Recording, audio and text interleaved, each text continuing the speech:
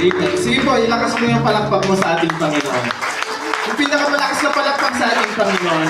Amen. Ang sabi sa Psalms 118 verse 24, "This is the day that the Lord has made. Amen. We will rejoice and be glad in it." Amen po ba? We will rejoice dahil ang Diyos ay mabuti sa ating buhay. Amen po ba? Parang hindi mabuti. Mabuti ang Diyos sa ating buhay. Amen? Amen. Kaya tayo dapat magalak at mag-rejoice sa kanyang presensya sa umagang ito. Hallelujah! Tayo gumalaw. Tayo malayang magpuri sa kanya sa umagang ito. Napakabuti mong Panginoon.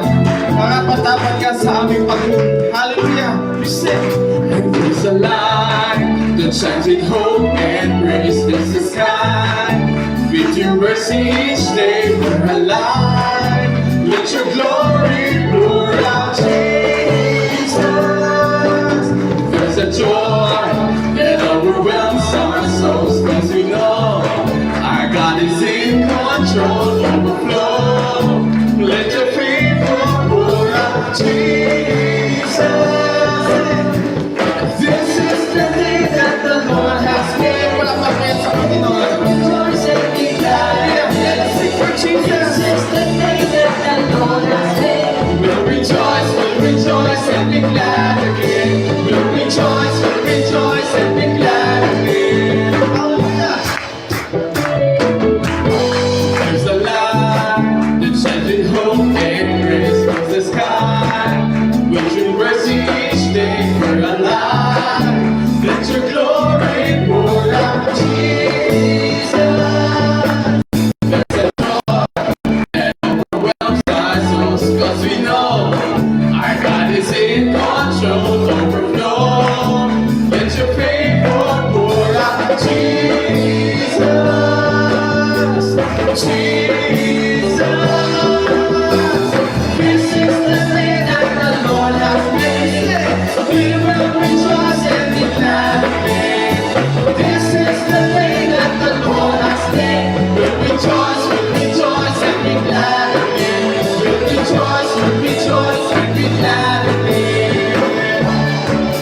Tayo mag-rejoice sa presensya natin, Panginoon. Hallelujah! And let us leave behind what happened yesterday. 'Cause today is a new thing happening. Look behind what happened yesterday. 'Cause today is a new thing. Nagkikala ba kayo? Look behind what happened yesterday. 'Cause today is a new thing. You declare it. Look behind what happened yesterday. 'Cause today is a new thing happening. Look behind what happened yesterday. 'Cause today is a new thing happening. Leave behind what happened yesterday. 'Cause today is a new thing happening. This is the day that the Lord has made. We will rejoice and be glad. This is the day that the Lord has made. We'll rejoice and be glad again. This is the day that the Lord has made. We will rejoice and be glad again. This is the day that the Lord has made. We'll rejoice and be glad again. We'll rejoice and be glad again.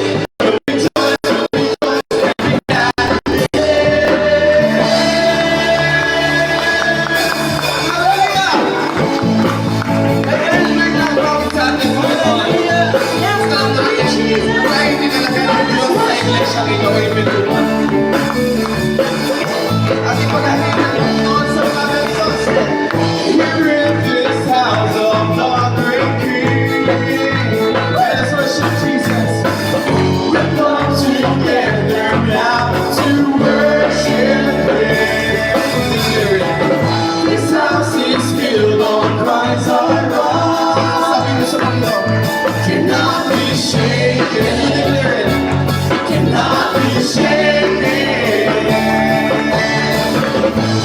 God is awesome in His place. We sense His presence as we sing His praise. There is power here for miracles.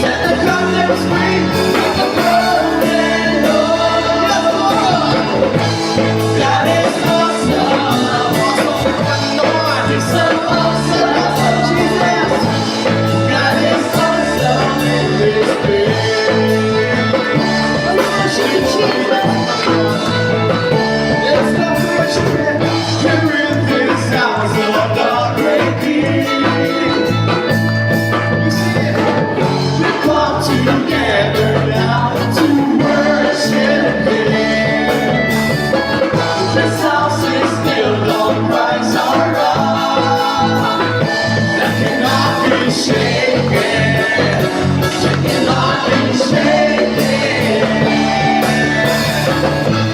God is awesome in this place. You're so awesome, Jesus. We sense His presence as we sing His praise. There is power here for miracles. Set the captives free with the broken Lord. God is awesome. He's so awesome. God is awesome in this place. Declare natin ito sa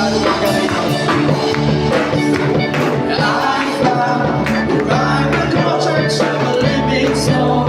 In this house I will go. In this house we will go. I found where I belong. I'm a living soul.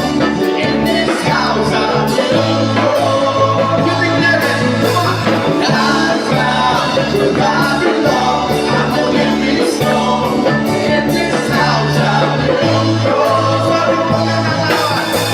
I found where I belong. I'm a living soul. In this house I will go. There is power here for a miracle. Set the captives free with a broken Lord. God is awesome. He's so awesome. God is awesome. God is awesome. He's so awesome. God is awesome. He's so awesome. God is awesome. He's so awesome. God is awesome in this place. Yes, hallelujah, you are awesome. Hallelujah, Jesus. Amen. God is awesome in our lives and in this place. Amen. Salamat Panginoon. You're worthy to be praised. You're worthy to be honored. Yes, Lord. Lord, sa aming mga buhay, we ask Panginoon, yung Holy Spirit, to restore us. Restore our hearts, renew our minds, Panginoon. Because this is all for your glory. Amen, Lord. Ang buhay natin ay para sa Panginoon. There's no reason na hindi tayo umawit at sumamba sa Kanya sa umaga ito. Ibalik natin ang pinakamainam na papuri at pagkanta sa ating Panginoon sapagkat yun ang nararapat. Let us worship Him in spirit and in truth. Hallelujah. He is worthy to be praised. He is worthy to be glorified. He is worthy to be honored sapagkat siya ay Diyos at walang ibang Diyos bukod sa ating Panginoon Jesus. He is the King of Kings. He is the Lord of Lords. We worship you, Jesus. We welcome you in this place, Holy Spirit. Katagpuin mo po kami.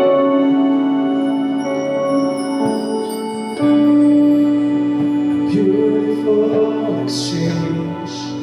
Let freedom in your way. The veil of heaven open. Your spirit counsels me. His comfort that I keep. A supernatural peace. Yes. The atmosphere will shake. My chains will fall away. The power of heaven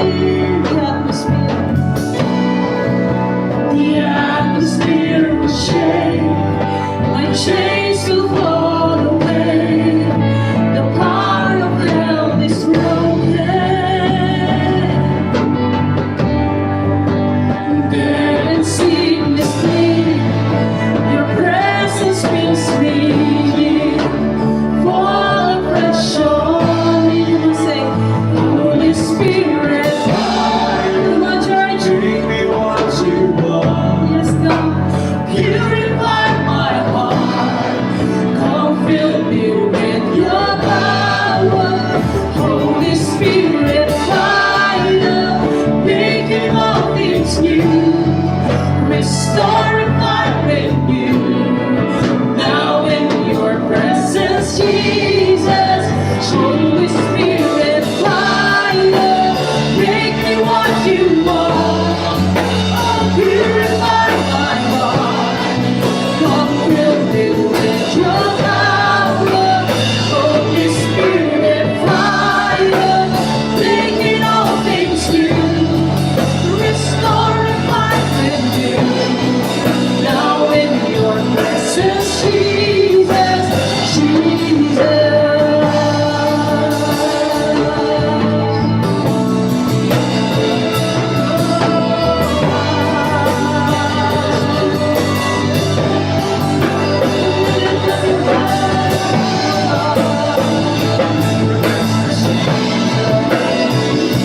We worship you, Father. Hallelujah, Jesus.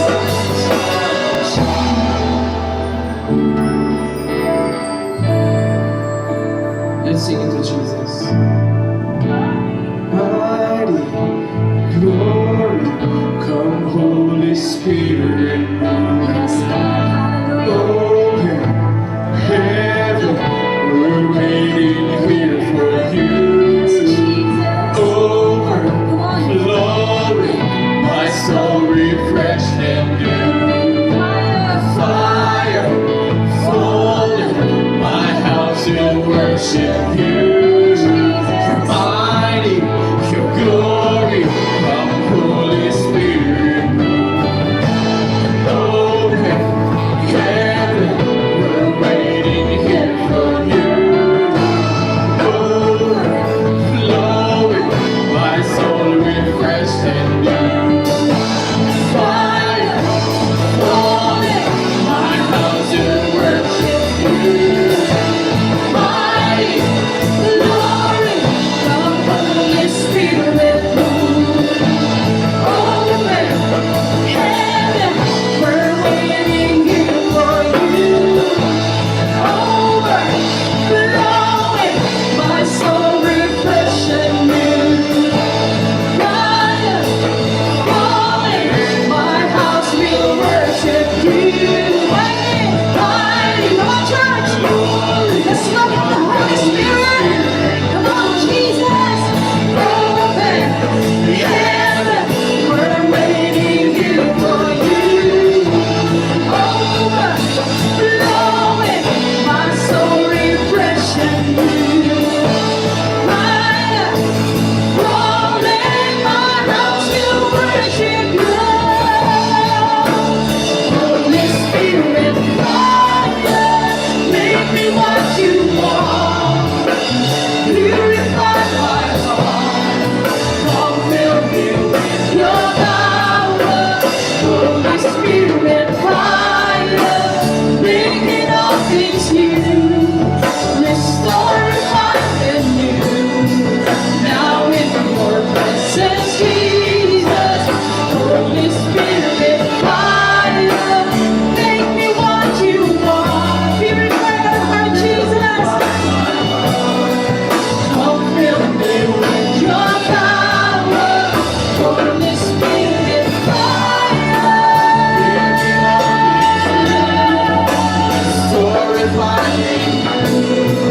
Now in your presence, Jesus, Jesus. Thank you, Jesus. Thank you in your presence, oh Jesus. We worship you, God. Hallelujah. Let's continue to worship, hallelujah, Jesus. We speak the name of Jesus, the powerful Jesus.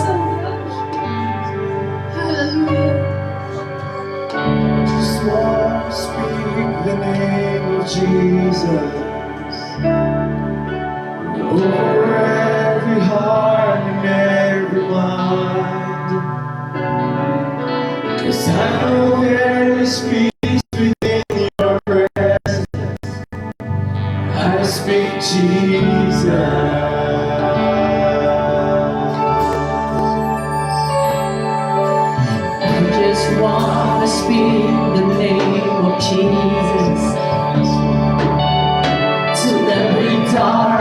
Nation starts to break. Come on, church. Declaring there is hope And there is freedom. I speak Jesus.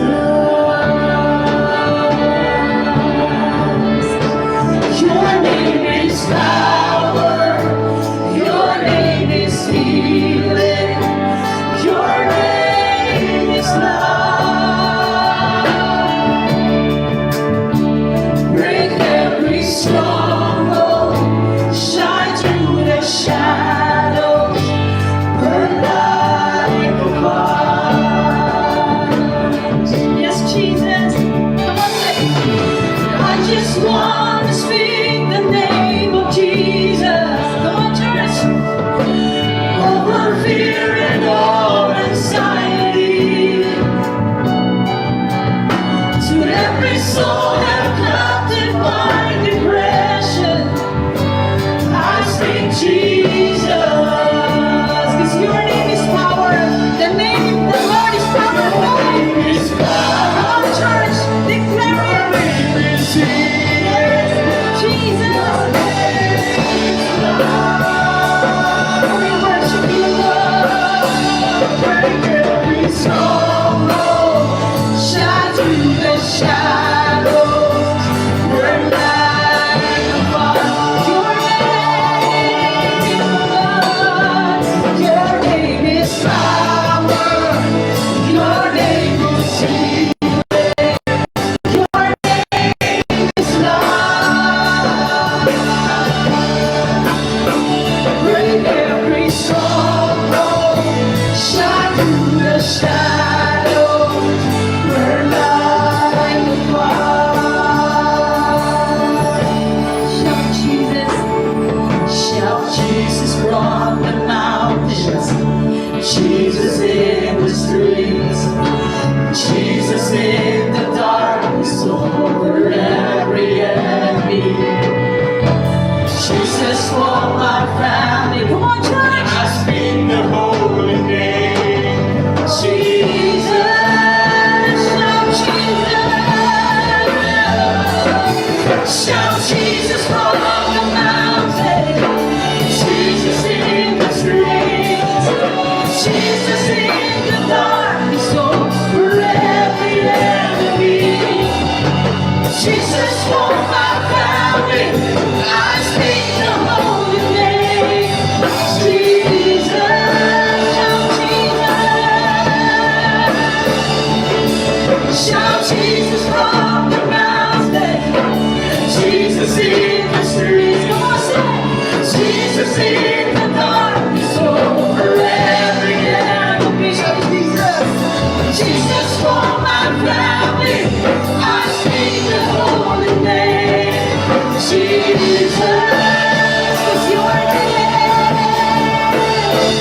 your name is power. Shout and praise. Your name is healing. Your name is life. Break every stronghold. Break every stronghold. Shine through the shadows. Burn like a fire. Just want to speak the name of Jesus. Come on, church. Over every heart and every mind. Cause I know there is peace within your presence. I speak Jesus.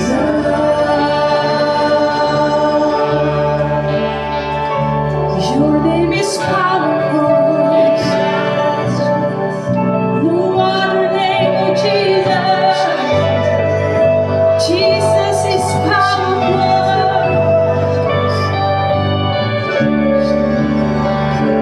You are great, oh God. Come on, church. Itaas natin ang papurit pagsama sa Panginoon.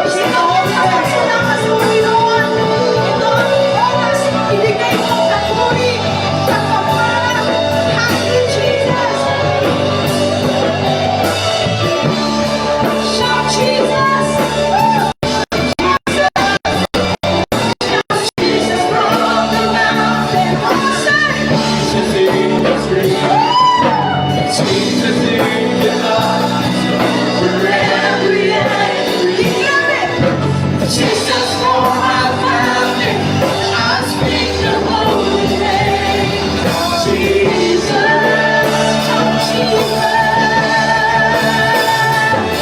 shout Jesus from the mountain. Jesus in the street. Jesus in the darkness over every enemy. Jesus for my family, I speak the holy name. Jesus. Once again, say, shout Jesus. Shout Jesus from the mountain. Jesus in the street. Jesus in the darkness over every enemy. Jesus. Jesus for my family, I speak the holy name. Jesus, shout Jesus, shout Jesus from the mountain. Jesus in the streets, Jesus in the darkness over every enemy. Jesus for my family, I speak the holy name. Jesus.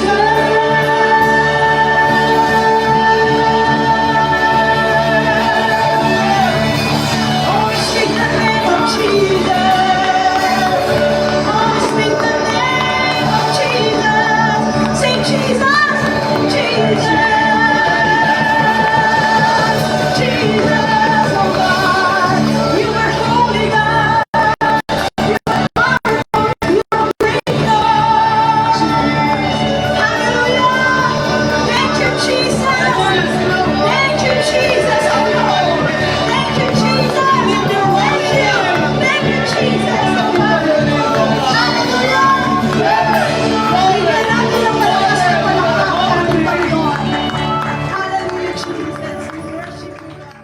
Purihin ng Panginoon. Salamat po kay LA. Magandang umaga po sa inyong lahat. Isang mapagpalang linggo ng umaga sa inyong lahat po dito sa PMC Marikina. Grabe, 45 years na pala po kayo. Alam niyo po, yung church niyo is very dear to me. So as I go along, papaliwanag ko sa inyo kung bakit. So bago po tayo magsimula ay sandali tayo manalangin. Lord, salamat sa umagang ito dahil kami muli mong tinipon, dinala rito, ginising, Panginoon, upang muling magpurit, magpasalamat sa iyo, makarinig ng iyong mga salita, and to celebrate, Lord, your 45 years of goodness to PMC Marikina. Lord, buksan mo ang puso't isipan ng bawat isang makakarinig ng iyong salita, naway hindi lamang namin ito pakinggan, kung hindi ito'y tumimo sa aming buhay, sa aming puso't isipan, dakilang Diyos. Basbasan mo po ang iyong lingkod sa umagang ito. Ikaw lamang ang marinig.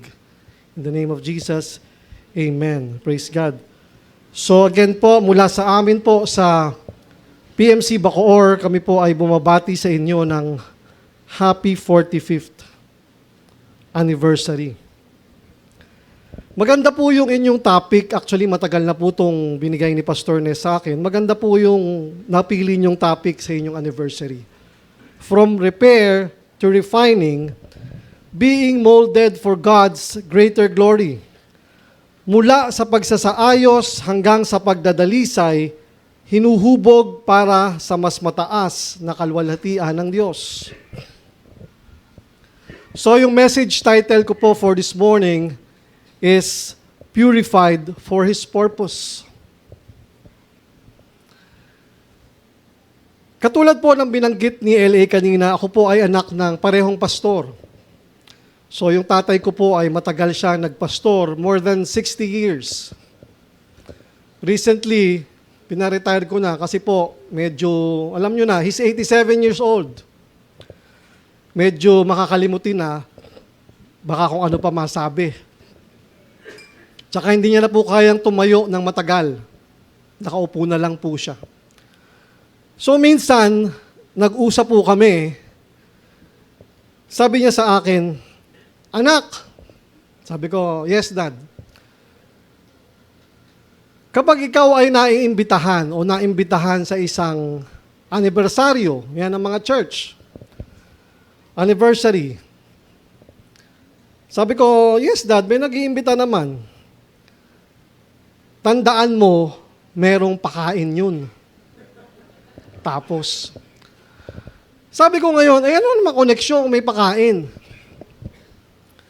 Ibig sabihin, anak, pwede mong habaan yung mensahe mo. Sabi ko, bakit ka naman hahabaan? Baka hindi na ako maimbita sa susunod. Sabi niya, para magutom sila ng pisikal. At para marami kang maipakain na espiritual. So, yung inihanda ko po, pagpasensyahan nyo na, ay kulang-kulang 2 oras po. Sinabi ko po ito kay Pastor Nes, nagpaalam ako. Sabi niya, okay lang, kahit 3 oras. Basta kami kumakain na, ikaw nagsasalita pa. So sabi ko sa tatay ko, sige dad, noted yan. Pero alam niyo po, nung ako inimbitahan ni Pastor Nes na magsalita dito para sa inyong anibersaryo, to be your guest speaker, grabe po yung tuwa ko. Marami na rin po ako napagsalitaan ng mga local churches, anniversaries. Pero iba po, ewan ko kung bakit, grabe yung saya at galak ko nung ako inimbitahan upang magsalita sa inyo. Para akong batang umiiyak na binigyan ng candy. I was that excited, hindi ko mapaliwanag. And then after a few days, binigay niya sa akin yung topic, sabi ko, wow, this topic really reflects ako. Who I am. Kung paano ako binago ng Panginoon. Hindi ko ma-explain yung nararamdaman ko. Alam niyo po, your church is very dear to me. Nakita ko po ito nung ginagawa. I was 6 years old. Nagagalit po yung mga karpintero dito dahil ginagawa to, takbo ako ng takbo. Kabari lang ko pa dito si Depi noon. Naglalaro kami. And nung magawa to, my lolo and lola, kami po yung unang tumira dyan sa unang kwarto. Kasi po yung lolo ko, pag last day na ng school, kinukuha na ako noon. Kaya dito ako basically lumaki. I attended DVBS here, Sunday school here in this church, nung bata ako. And katulad nga po ng sinabi ni L.A., this is where I said my first sermon, June of 2021. And hindi nyo rin po alam, dito po nagsimula, nabuksan ng Panginoon ang aking pagpapastor. Dito po nabuo yun, sa isang iglap na buo. Binuksan ng Panginoon ang kalangitan ng kanyang pagpapala ng lahat. Binuksan niya ang aking puso, isipan, upang tugunan ang tawag ng Panginoon. Kaya po, your church will always be dear to me. Nung mabalitaan ko po na naka-live kayo, talaga pong nag-Amerikana ako eh. Para yung datingan ko naman ay parang invited guest speaker talaga. Kanina po sana magpapaparlor pa ako kaya lang wala pang bukas. Tsaka naisip ko, parang talo ko kasi kukunti yung buhok ko eh. So anyway po, magandang umaga po sa inyong lahat. Pastor Nes, Pastor Dante, Pastor Olan, si Pastora Adele, nandyan po siya na nanonood. Shout out sa iyo, Pastora Adele. At sa lahat ng nanonood sa live.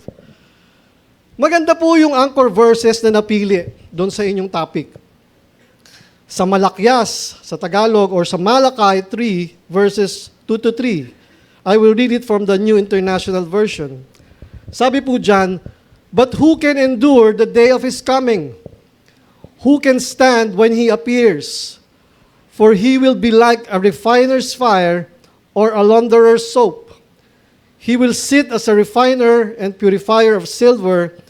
He will purify the Levites and refine them like gold and silver. Then the Lord will have men who will bring offerings in righteousness. Sa Tagalog po, pero sino ang makakatagal sa araw ng kanyang pagdating? Sino ang makakaharap sa kanya kapag nagpakita na siya? Sapagkat para siyang apoy na nagpapadalisay ng bakal o parang sabon na nakakalinis. Lilinisin niya ang mga paring Levita tulad ng pagpapadalisay ng pilak at ginto, upang maging malinis ang kanilang buhay at maging karapat-dapat silang maghandog sa Panginoon. Kung inyo pong nakita, ay ang ating binasa ay 2 talata lamang po sa Malakyas or sa Malakay. Pero po meron po itong makapangyarihang mensahe na naglalarawan sa atin ng pagdadalisay at paglilinis na gawa ng Panginoong Diyos. Sinulat po ito ni Malakay nung panahong ang Israel ay kababalik lang nila mula sa exile from Babylon. So nung sila po'y bumalik, muli nilang tinatayo ang templo.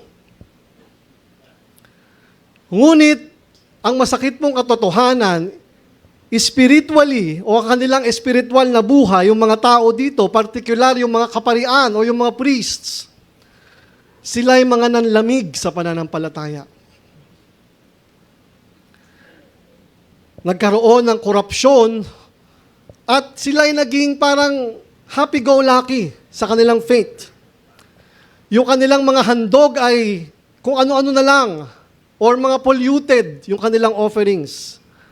At higit sa lahat, ang katarungan o ang justice ay napabayaan na sa lugar na yon.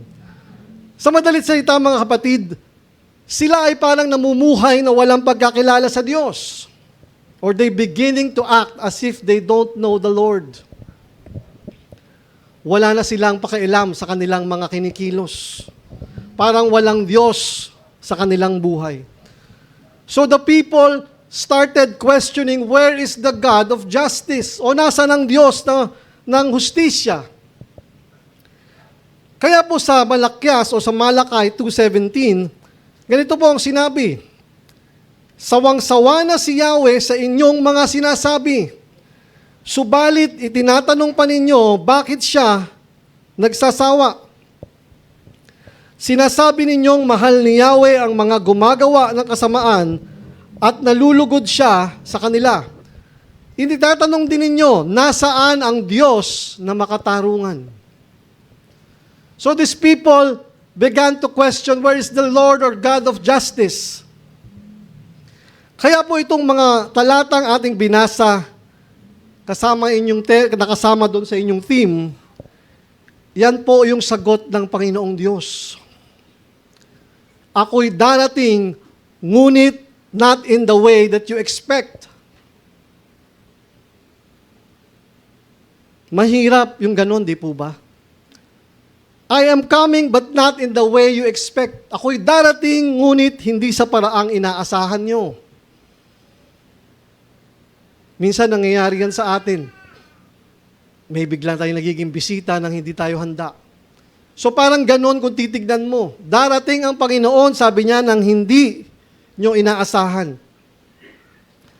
Kaya po inahamon ng mga talatang ito yung bumabasa, yung nagbabasa, na pagnilayan ang kabanalan ng Diyos. Kabanalan at katarungan ng Diyos. Binibigyan diin ito na kapag dumating ang Diyos, whether it's the judgment, His presence, o yung pagdating ni Kristo, hindi siya dumarating lamang ng basta-basta. Siya ay darating upang linisin, dalisayin, at ibalik ang kabutihan sa kanyang mga tao. Tingnan po natin yung mga pangunahing tema na nakapaloob doon sa mga talatang ating binasa. Unang-una po dyan yung refiner's fire, for he will be like a refiner's fire. So katulad po ng mga gumagawa ng mga metal, kung nakakita na po kayo niyan, alam po nila kung gano'ng karaming init o kailangang init ang kanilang gagawin. Kailangan upang magawa yung kanilang metal na ginagawa. Gumagamit sila ng intense heat to burn away the impurities. O yung mas malakas na apoy para sunugin o mawala yung mga hindi magagandang parte ng bakal, yung mga rough edges and everything. Lalo na doon sa mga ginto at silver. Kaya po, di ba, pag tayo nakakita ng mga alahas yung ginto, makita mo talagang pulidong-pulido ang pagkakagawa. Ang apoy po, it can be both purifying and destructive. Ang apoy po ay maaring makapagpadalisay at maari ring makasira. Katulad po na nangyari sa sunog na malaki sa Hong Kong, ang dami pong namatay. Nakakita na po ba kayo nung panday? Hindi si FPJ po Yung panday na talagang mano-manong gumagawa ng misa itak. Di ba po? Alam niya kung gaano kainit yung kakailanganin niya kasi pag sumobra yung apoy niya, pag pinalo niya ngayon yung metal, maaring mabali dahil sumobra na ang lambot. So alam nung worker kung gaano kainit yung kinakailangan lang para pag pinapalo niya, eksakto lamang doon sa kanyang gustong maging hubog o shape ng kanyang ginagawa. Mga kapatid, hayaan natin si Lord o ang Panginoong Diyos ang maging panday ng buhay natin. Hayaan natin siya ang humubog sa kung ano ang nais niyang maging tayo. At yung kinakalabasan ng mga gawa ng Panginoon ay laging maganda. Laging kanais-nais. All for His glory. Gumagamit ang Panginoong Diyos sa mga pagsubok sa buhay natin. Mga katotohanan at higit sa lahat, panahon para dalisayin ang ating mga puso. Hindi naman tayo mababago overnight. Wala akong kilalang tao na nang tanggapin niya si Kristo ngayong alas 10, 11 o'clock, okay na siya. There's a process, may prosesong pinagdadaanan upang mabago ang isang mananampalataya. Ngunit ang prosesong ganito, mga kapatid, ay hindi laging komportable o hindi laging pabor sa atin. Ngunit kinakailangan ito para sa paglago at para sa kabanalan. Hindi naman laging ang pamamaraan ng Diyos ay gusto natin. Minsan ang sakit ng pamamaraan ng Diyos para tawagin ang atensyon natin. Minsan mayroong nawawalang mahal sa buhay. Minsan mayroong danas ng matinding financial crisis. Minsan nagtatanong ang mga ibang mananampalataya, Lord, matatapos pa ba ito? Ngunit pag napagtagumpayan mo ito, magbabalik tanaw ka ang buti ng Diyos. Paano ko nakayanan ang mga pagsubok na yun? Masakit, mahirap, ngunit napagdaanan ko. Hindi dahil sa ating sariling gawa, ngunit dahil napakabuti ng ating Diyos. Yung susunod po dyan, yung ginamit na pan-describe, yung launderer's soap. Ang Diyos ay nililinis niya kung ano yung may mantsa, yung namantsahan. An image of moral and spiritual purification o paglilinis, pagdadalisay. Nililinis ng Diyos yung hindi malinis, siyempre. At ibinabalik niya kung ano yung pure. Ang galing nga ng Lord, pag siya yung gumawa, hindi lang niya basta inaayos, pinapaganda niya pa, pinapahusay niya pa. Launderer's soap. Sa mga naglalaba po dito, pag tayo po'y bumibili ng sabon, di ba po, minsan meron yung meticulous way na tinitignan mo kung ano yung bisa ng sabon. Minsan naniniwala tayo sa commercial na mabisa to, pantanggal ng mancha, and everything. Dahil gusto natin na talagang pag nilabhan ang damit, talagang malinis. Tanggal ang mancha. Malinis ang kalalabhan, yung kalalabasan ng nilalabhan. I remember po, kwento ko lang sa inyo, yung buhay ko po talaga dati ay basura. Hindi ko po yan ikinahihiya. Basura in a way na puno ng bisyo, puno ng kalokohan. Mahilig po akong lumabas sa gabi, uminom, bumarkada, magsugal. One time po, siyempre, umaga na umuwi. Yung tatay ko po, hindi nyo po na itatanong, 6 kami magkakapatid, ako po yung paborito ng tatay ko. Ako po yung paborito niyang pagalitan, paborito niyang utusan. Maraming bagay. So anyway, siguro umuwi ako mga 4:30 na eh. Ginising ako ng alas 5:30. Eh syempre may hangover pa ako, di ba? Alam mo yung tatay ko, sasadyain niya talagang parusahan ka eh.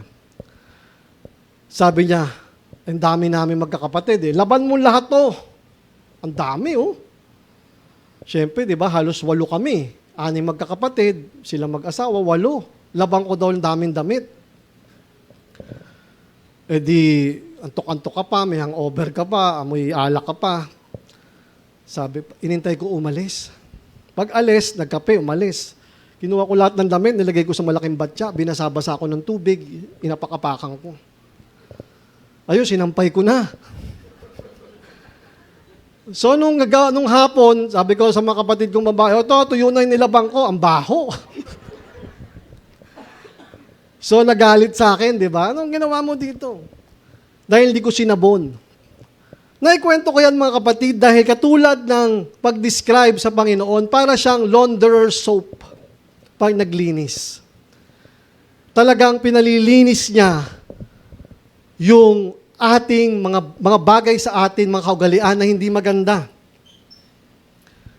Minsan kasi maraming mga Kristiyano na gusto nilang mabago, ngunit ginagawa nila ito sa kanilang sariling pamamaraan. Like, may mga Kristiyanong nagiging alcoholic. Pupunta sila sa mga Alcoholics Anonymous para ma-train and everything. May mga nagiging addict, nagpaparehab sila. Merong mga dumadaan sa mag-asawang may pinagdaraanan sa buhay. Pupunta sila sa marriage counseling. Minsan psychological problem, dinadala sa doktor. Nakakalimutan ng mga tao na i-involve ang Panginoon sa proseso. Sa madalit salita mga kapatid, ginagawa nilang mabago sa pamamagitan ng kanilang sariling lakas, sa pamamagitan ng kanilang sariling runong o pamamaraan. Kaya in the end, walang nangyayari. Walang nangyayari. Ngunit kapag ibinigay natin ang lahat ng ating mga dalahin sa Panginoon, siya yung ating nagiging sabon. Siya yung naglilinis. Siya yung nagsisilbing pinakamagandang sabon, tayo yung labada. Kaya ang resulta, napakaganda ng gawa ng Diyos. Kumbaga sa damit, puting-puti at tanggal ang mantsa. Parang bago ka na ulit.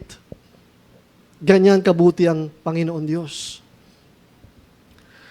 Yan pong dalawang prosesong binanggit dito sa talatang 3 na ating binasa sa Malakay, yung pagdadalisay ng metal at paglilinis ng damit, ay kasama yan dun sa paghihiwalay sa kung ano ang may halaga at kung ano yung wala.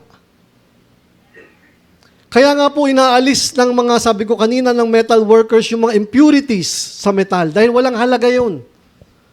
Inaalis na naglalaba yung mantsa dahil hindi maganda yun. At ang itinitira yung may halaga. Ganon ang gawa ng Panginoon. And then, sinabi rin dyan yung preparation for righteous offering. Ang layunin ng Panginoon sa kanyang pagdadalisay at pagtuturo ay hindi para parusahan tayo.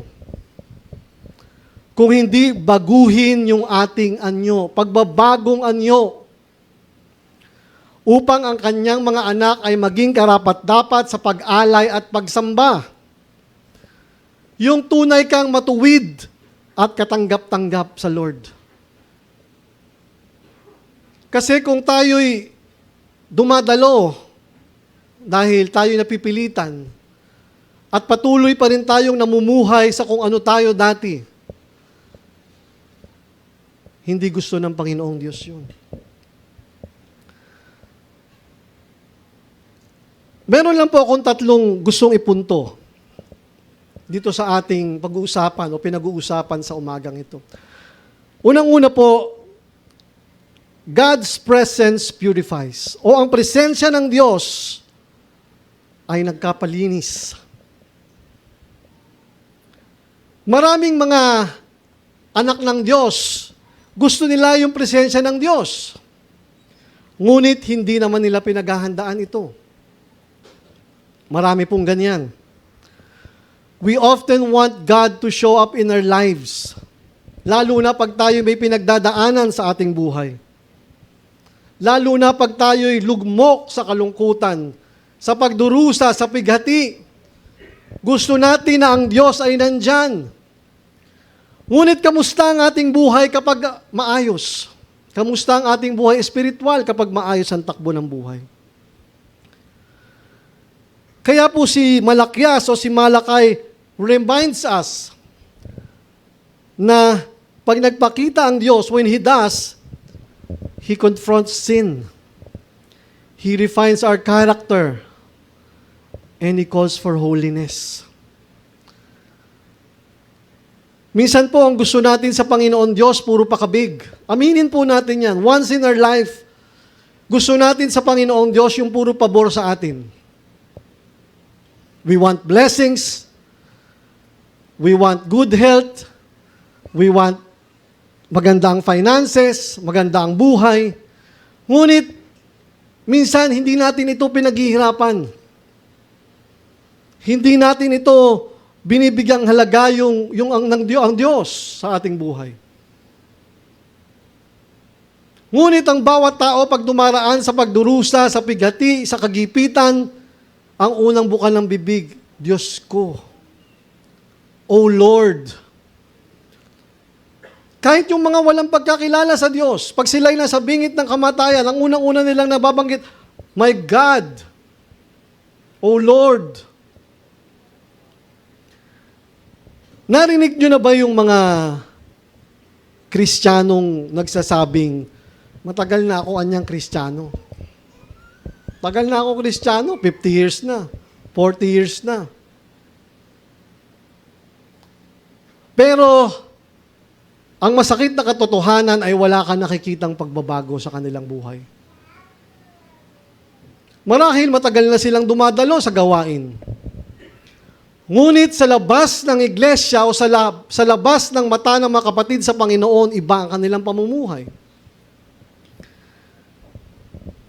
Ngunit, magandang pakinggan, matagal na akong mananampalataya. Matagal na akong Kristiyano. Ngunit patuloy na nabubuhay sa kasalanan. Yung parang doble karang Kristiyano, na pagpasok, paglinggo sa loob ng iglesia, ay akala mong talagang nung nilikha ang mundo, nandun na eh. Pag nakasigaw ng praise the Lord, halos mapatid ang litid eh. Pero paglabas niya, o sa iba, iba rin ang buhay niya.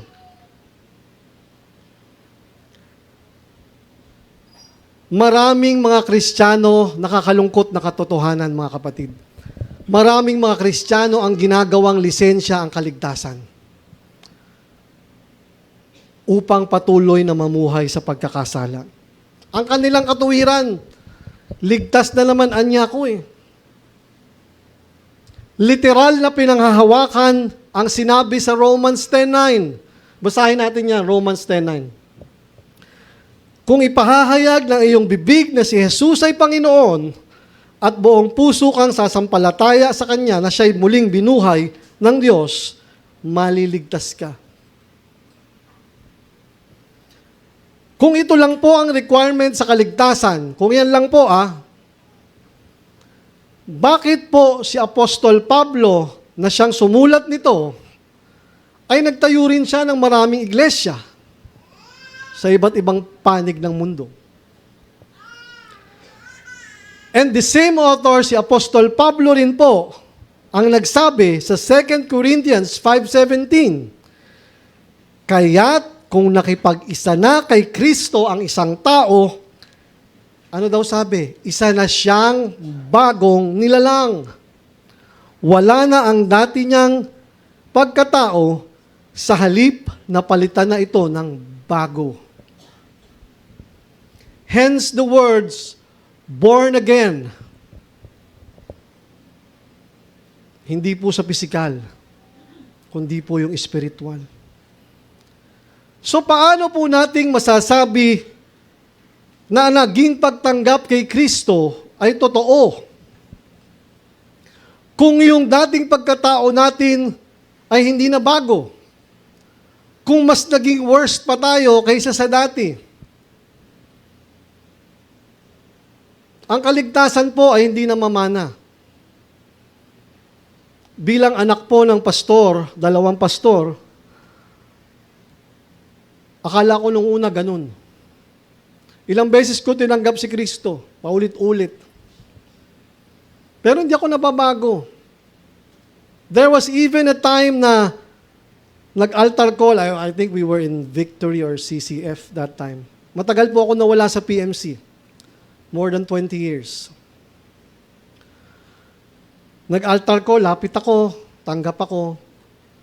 Pagtapos nung altar call, pagkatapos ng service, may nakita akong barkada, nag-chat tayo. Siyempre, sarap yun, beer eh. Dati So, ganun pa rin ang buhay ko. Walang nagiging pagbabago. Minsan umiiyak ako sa Panginoon, Lord, ba't walang nangyayari sa buhay ko? Katulad na nabanggit ni LA, whatever I do, sablay. Walang direksyon.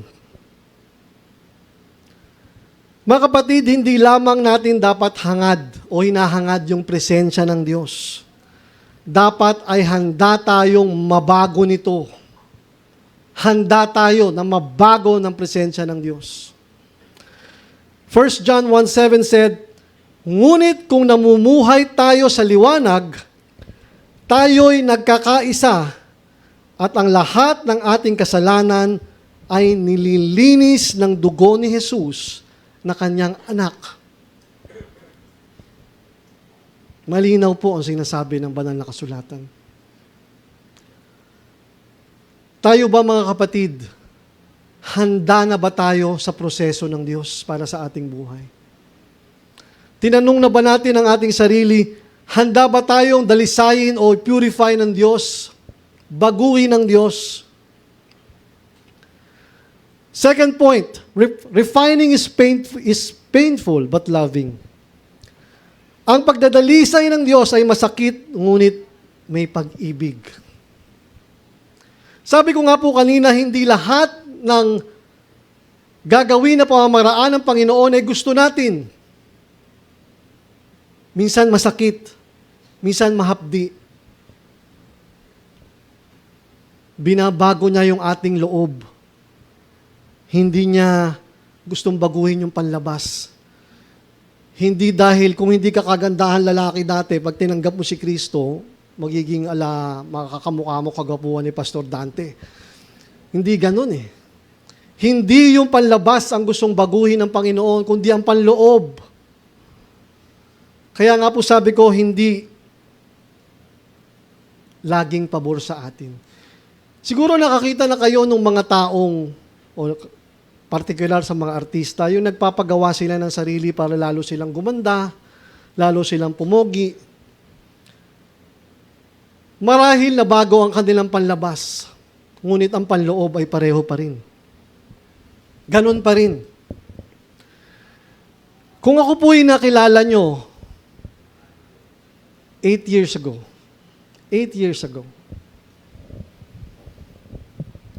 hindi nyo masasabing ang taon to ay magiging pastor.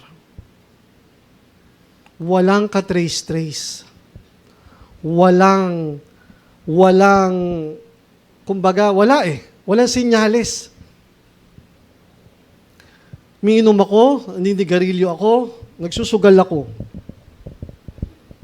Nagmumura ako. Sama na ugali ko. Nakikipag-away ako sa kalye pag nagda-drive and everything. I wasn't a good example. Ako mismo nadidiri na sa ugali ko eh. Totoo yan. It came to a point na mababago pa kaya ako. I tried many times. Ang dami kong sinubukan. Nag-nursing ako, wala nangyari. Tatrabaho ako, wala nangyayari. Nag-farming ako sa Iloilo, 5 years, okay. Wala, balik din kami dito. Nag-Singapore ako, kami ng asawa ko, wala akong makuha trabaho. Nag-US ako, I had the chance to stay there. Wala pa rin nangyari sa buhay ko. Balik pa rin ako dito. Nagbarko ako. Nagtrabaho ako, imagine na nagsiman ako. Wala rin nangyari. Uwi rin ako dahil na medically repatriated ako. Dahil hindi naman ako sanay magbuhat ng mga libu-libong plato eh. So bumigay yung likod ko, nagkaroon ako ng back problem. Ngunit magaling ang Diyos. Nung time na sabi ko, Lord, sa'yo na ako. Sabi ko nga, sa isang simpleng pag-uusap, binuksan ng Panginoon ang kamay niya para sa akin. Sabi ng Panginoon, anak, mula ngayon akin ka na. That was 2021. Hindi po ako masipag mag-aral. Nung high school ako, huwag niyo sundin, mga anak ko. I was 6 years in high school. Hindi po dahil sa mga ko, Hindi ko po tinatapos. Pagdating na October, ayoko na mag-aral. Nung 4th year ako.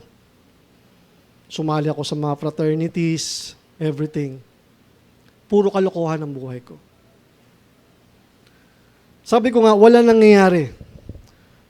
Sinabi ko, Lord, sa'yo na ako. Ito na ang buhay ko, iyong iyo. 100%. Dati po kasi binibigay ko kay Lord 50 lang. Lord, gusto ko magpastor, pero gusto ko pa rin uminom. Hindi pwede yun eh. Sabi ko nga po, hindi ako masipag mag-aral. Pero nag-aral ako sa Bible school sabay. Magkaibang eskwelahan. Hindi ko nga po alam paano ko natapos pareho. Sa biyaya ng Panginoon, hindi po dahil sa akin. Mga kapatid, meron tayong mga bagay na tingin natin tama tayo. Tingin natin yun ang daan, yun ang paraan. Sinusunod natin yung ating pisikal kaysa sa gusto ng Panginoon. Ang tagal kong tumakbo sa Lord. Pero katulad nga ng sinabi ni LA, pag tinakda ng Panginoon ang kanyang pagtawag sa iyong buhay, doon at doon ka. Sa amin po sa PMC Bacoor, 5 kaming pastor dati. 5. Pero yung 4 po wala na. Ako na lang pong mag-isa. Yung 2 po ay lumipat na, yung aming pastora po ay kinuha na ng Panginoon, at yung aking ama po ay retired na. So ako na lang po mag-isa. And I knew from the start, nung nagsimula akong mag-aral at bumalik doon sa PMC Bacoor, alam ko ako ang magiging pastor doon. The Lord impressed on me, anak, ikaw ang magiging pastor dito. Kasi, yung proseso ng pagbabago ng Panginoon ay tinanggap ko. Nawalan ako ng kaibigan. I went through the process of mocking. Masakit. Tatawagin kang disipulo ni Kibuloy. Kasi ang tingin nila sa pastor, yung katulad ng ganun. Korap. Yung mga barkada ko, grabe mga Alaska kami, lahat. Kaya nung ako nakikita ko, unti-unti silang nawala. Bakit pa natin tatawagin yan? Di manainom yan. Corny yan eh. Kibuloy yan. I went through that process. Kaya po, dumating ako sa prosesong natetempt akong labanan sila. Natetempt akong ibalik yung dating ako. Nag-pray ako, sabi ko sa Panginoon, Lord, anong gagawin ko? Dine-activate ko yung Facebook ko ng mga 2 taon. Wala akong social media. Sabi ko nga po, hindi lahat ng gagawin ng Panginoon ay pabor sa atin. Masakit. Pero pagkatapos ay napakaganda. Wala akong pinagsisisihan, mga kapatid.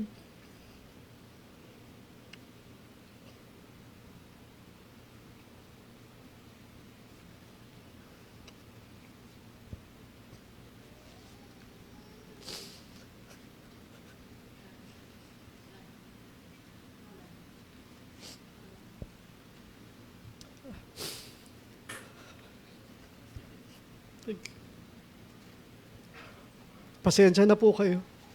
The last time I was here, 2021, umiyak din ako. Mga kapatid, wala akong pinagsisisihan. Wala akong gustong balikan sa buhay ko dati.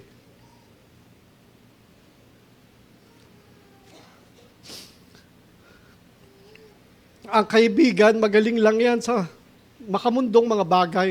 Hindi ko po nilalahat. And if there is somebody who is very happy na nandito ako ngayon, si Pastor Uno. Pastor Uno was a believer of me ever since. Alam niya, Jed, magiging pastor ka.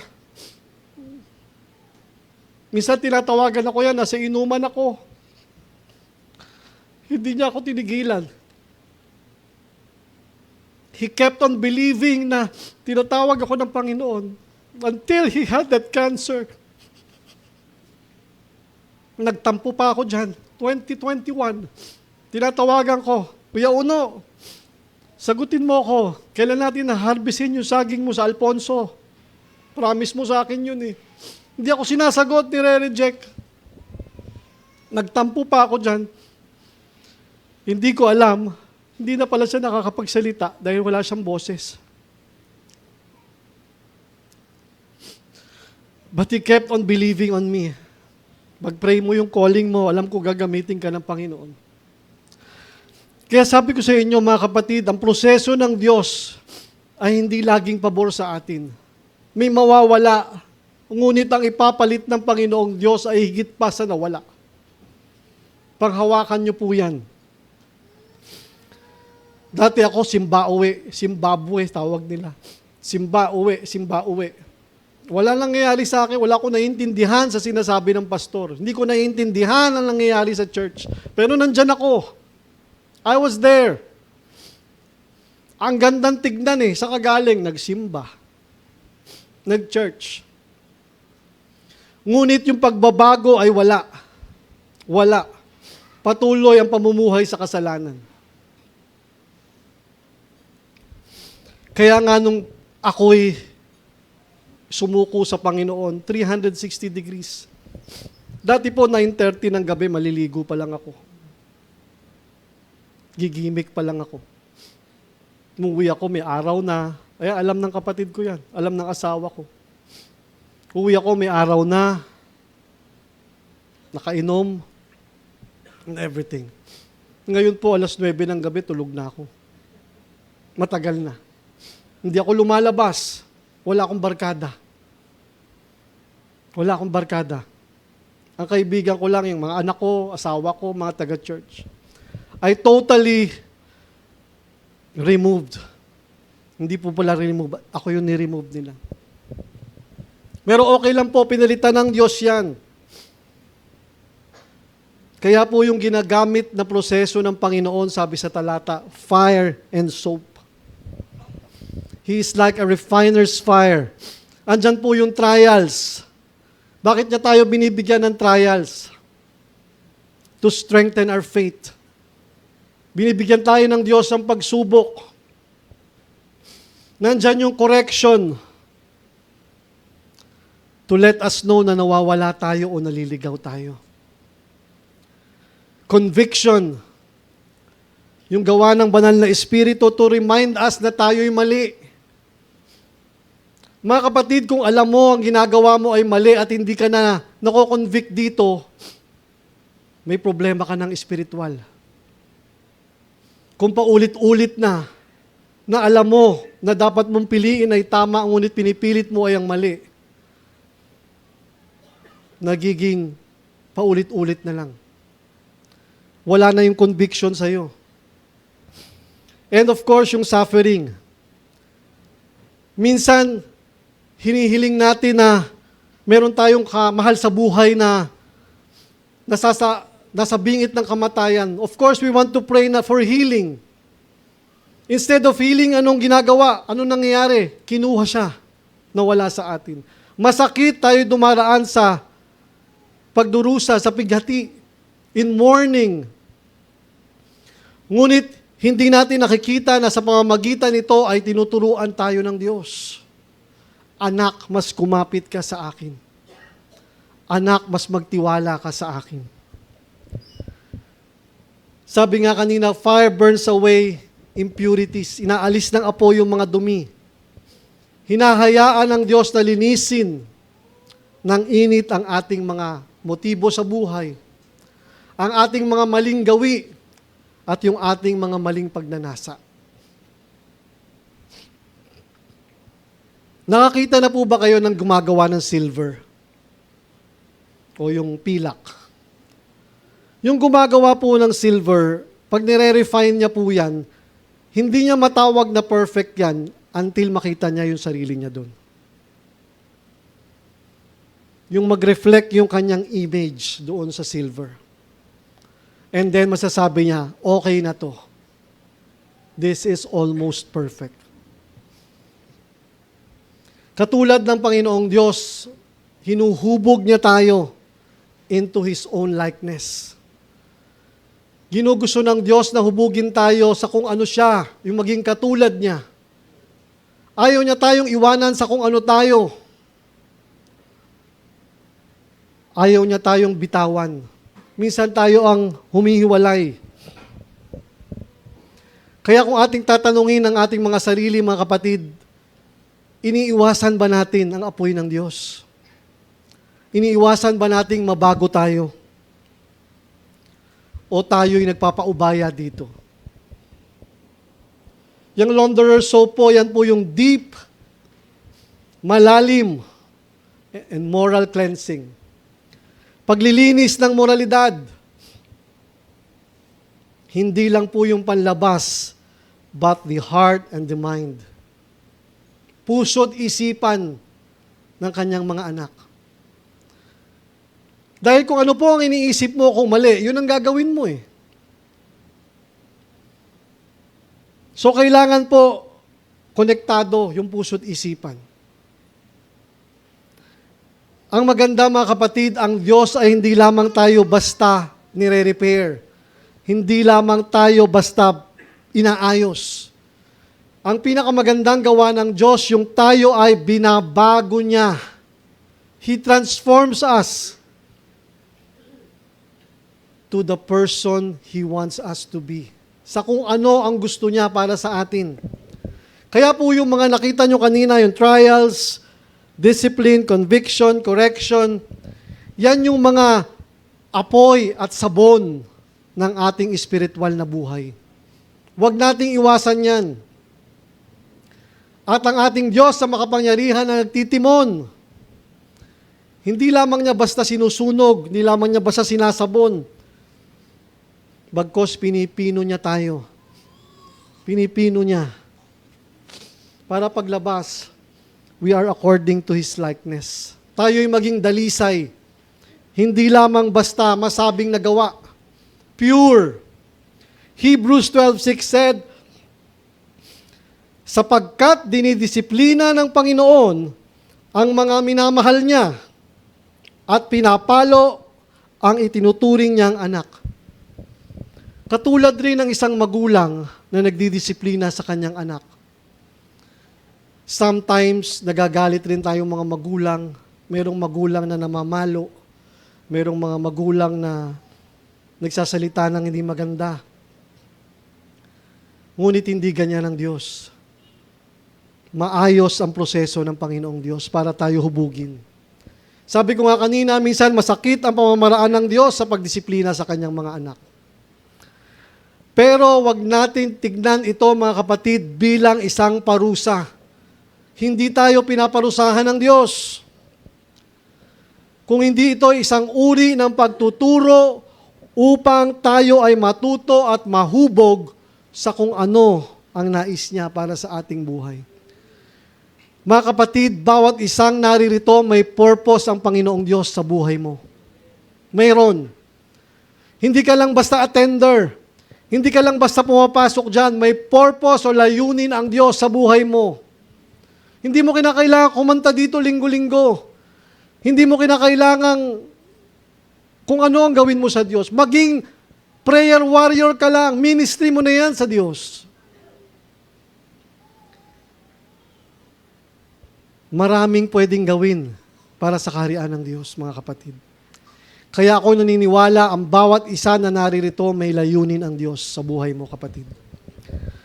Sa huli, purification prepares us for true worship. Ang paglilinis sa atin ay paghahanda para sa tunay na pagsamba. Mga kapatid, hindi ka pwedeng makapagdala ng matuwid na handog mula sa maruming puso.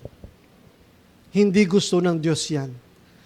Kaya kung kayo nagbabasa ng Bible, even in the Old Testament, when they offer to God, they give their best.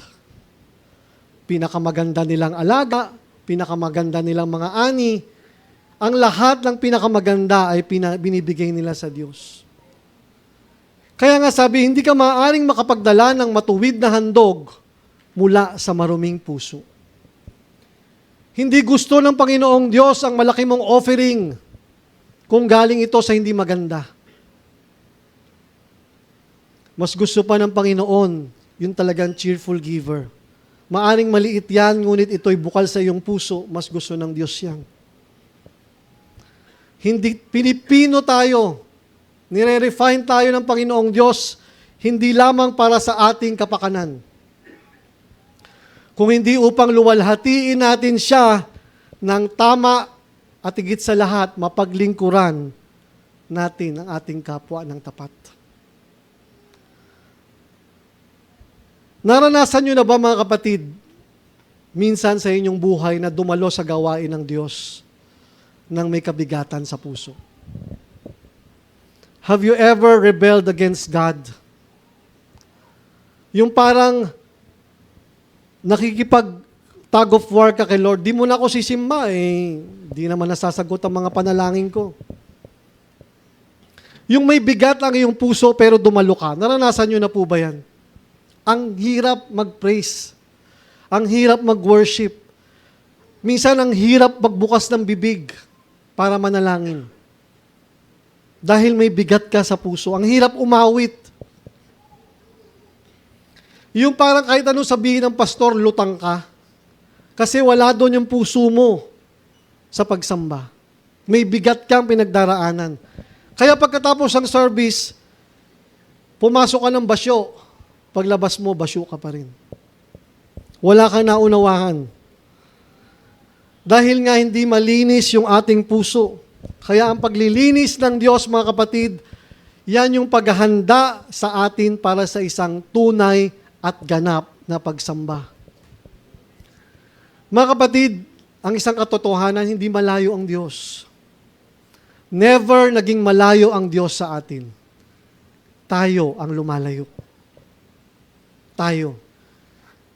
Sa malimit na kagustuhan nating pagbigyan ng ating pisikal na mga kagustuhan, nagkakaroon ng division between God and us. Because sin separates us from God. Andiyan ang Diyos. He is just a prayer away, mga kapatid. Nandyan siya sa pagdadalisay sa atin. Malapit siya, He is deliberate. He is involved sa proseso niya sa ating buhay. The refiner sits carefully. Alam niya kung gaanong init ang ibibigay niya sa atin. Alam niya. At alam niya rin kung kailan ito titigilan, palalamigin. Mga kapatid, hindi nagkakamali ang Diyos. Kaya kung ikaw ay nasa apoy, tandaan mo, kasama mo ang Diyos. Nasa tabi mo, tinitignan ka at gumagawa. Hindi kailanman nagpapabaya ang Diyos sa buhay natin. Never once. Mga kapatid, trust the refiner.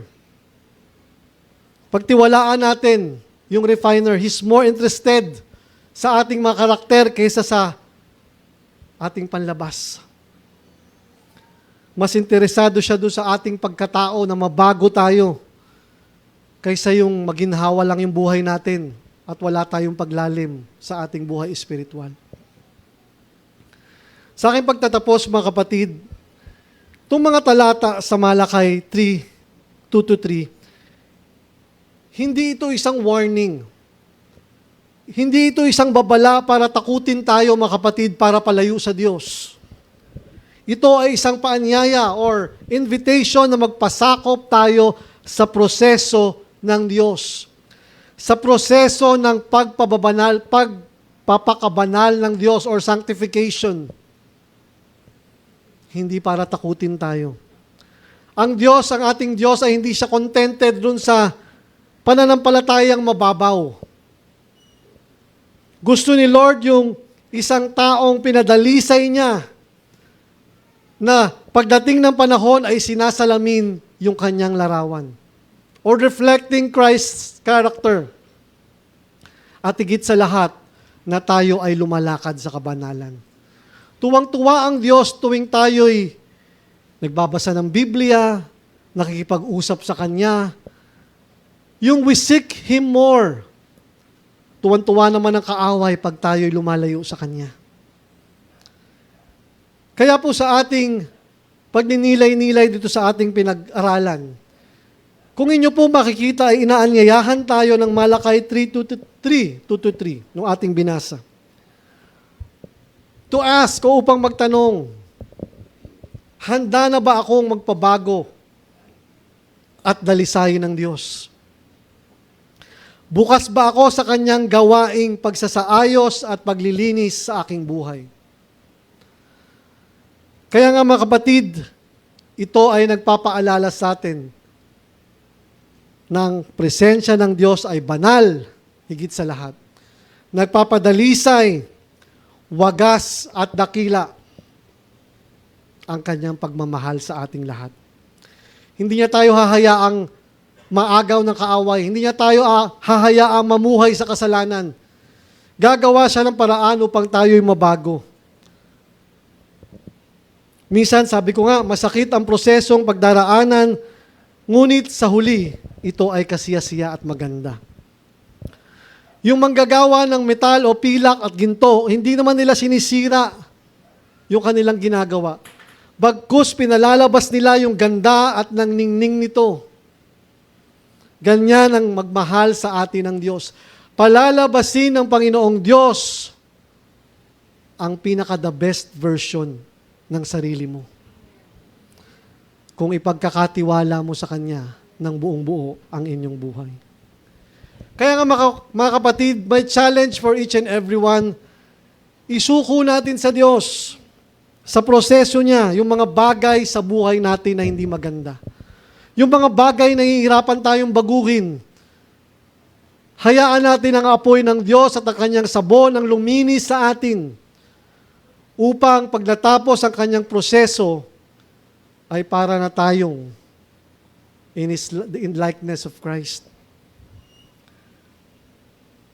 Mga kapatid, ang Diyos ay hindi nagbabago kailanman. Patuloy siyang naglilinis sa Kanyang mga anak, nagpapadalisay, at inahanda niya tayo upang maging karapat-dapat sa Kanyang layunin para sa atin. Again, ulitin ko, hindi laging madali ang proseso ng pagpapadalisay ng Diyos. Tulad ng mga dumaan na sa apoy, tayo rin ay dinaraan sa mga pagsubok upang mawala ang ating dumi ng ating puso. Tandaan natin mga kapatid, ang layunin ng apoy ay hindi upang sirain tayo, kundi upang hubugin tayo, upang linisin tayo. Lahat ng sakit, kabiguan, pagdurusa, pagsubok ay bahagi ng proseso ng Diyos upang tayo'y maging handa. Kaya sa ating pagtatapos sa umagang ito ay hayaan nating yung ating prayer ay maging ganito. Lord, salamat po, dalisayin mo ang aking puso. Linisin mo ang aking buhay, ang aking puso, tulad ng pilak na kilang Diyos. Yung apoy, gamitin mo para malinis ako ayon sa iyong layunin. At kapag natapos na yung proseso ng Lord, ng pagpapadalisay, magiging malinaw sa buhay ng bawat isa ang larawan ni Kristo sa buhay ng bawat isa. Dahil sa puso ng taong nilinis ng Diyos, mga kapatid, makikita ang kanyang wangis or His likeness. I will end this with this quote from Billy Graham. Sabi dito, "The light of God's presence in our lives is a purifying flame that will draw us near to Him." Ang liwanag daw ng presensya ng Diyos sa ating buhay ay isang nagpapadalisay na apoy na magpapalapit sa atin sa Kanya. Kaya nga mga kapatid, sa aking pagtatapos ay huwag tayong matakot sa apoy ng Diyos. Ito ay apoy na nagbibigay buhay, nag-aalis ng dumi, at naghahanda sa atin para sa Kanyang banal na layunin. My prayer for all of us is that one day, tayong lahat ay mag-submit to the work of the Lord and allow Him to purify us for His greater purpose. To God be the glory, tayo po'y manalangin. Salamat po, dakilang Diyos, sa iyong mga salita sa umagang ito. Lord, tunay na kay buti mo sa aming lahat. Lord, minsan we draw back because natatakot kami sa proseso mo. Mas pinagbibigyan namin ng hilig ng aming laman kaysa sa tawag ng iyong kabanalan, Panginoon. Lord, give us the strength to fully submit to you para, Lord, ang iyong gawa sa aming mga buhay ay linisin kami ng aayon sa iyo at kami maging matagumpay at kami mahubog mo, Panginoon, sa kung ano ang nais mo sa aming mga buhay. Panginoon, salamat po sa katapatan mo sa iglesyang ito ng People's Missionary Church Marikina. Lord, 45 years of your faithfulness. Salamat, Panginoon, sa buhay ng mga pastor sa gawing ito ng Marikina, Pastor Ness. Continue to give him the strength to lead, Panginoon, ng iglesyang ito. Give him good health, more blessings, Panginoon, sa kanya at sa kanyang family. Pastor Roland, Pastor Dante, Pastor Adel, and all the leaders of this church, Panginoon, na patuloy sila, Panginoon, na gamitin mo at patuloy na magliwanag ang kanilang mga buhay upang makita ito, Panginoon, ng ibang mga wala pang pagkakilala sa iyo. Salamat, Panginoon, sa presensya mo sa aming kalagitnaan sa umagang ito. Pitupuri ka namin, pinapasalamatan sa matamis sa pangalan ng iyong anak na si Jesus. Amen. Magandang umaga po. Muli, happy 45th anniversary po sa inyo. Praise God.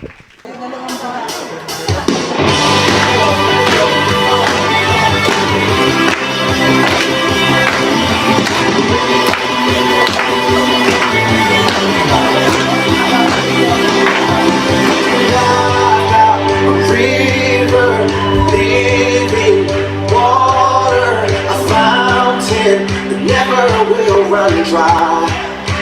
Sing out. It's an open heaven, you're releasing that we will never be denied.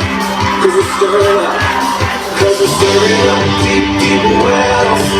We're stirring up deep, deep waters. We're gonna dance in the river, dance in the river. 'Cause we're stirring up deep, deep wells. We're stirring up deep, deep waters. We're gonna jump in the river, jump in the river. Deep cries out, deep cries out, deep, deep cries out, deep cries out, deep, deep cry out, deep cry out, deep, Jesus.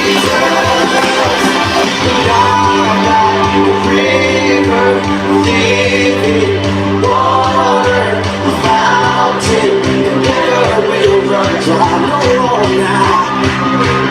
It's an open heaven, you're releasing, but we will never be denied.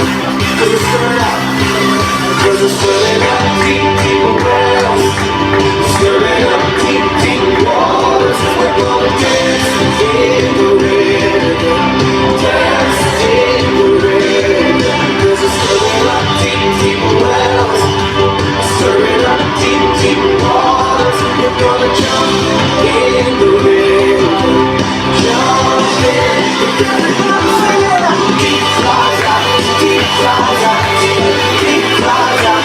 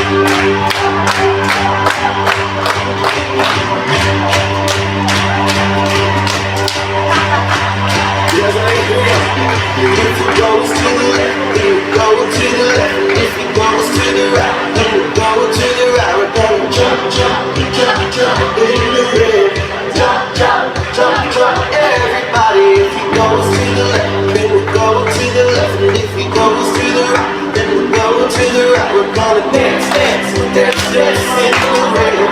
Let's, everybody. If you go to the left, then we go to the left. If you go to the right, then we go to the right. We're gonna jump, jump, jump, jump in the river. Jump, jump, jump, jump. Everybody, if you go to the left, then we go to the left. If you go to the right, then we go to the right. We're gonna shout, shout, shout, shout in the river. Shout, shout, shout, shout.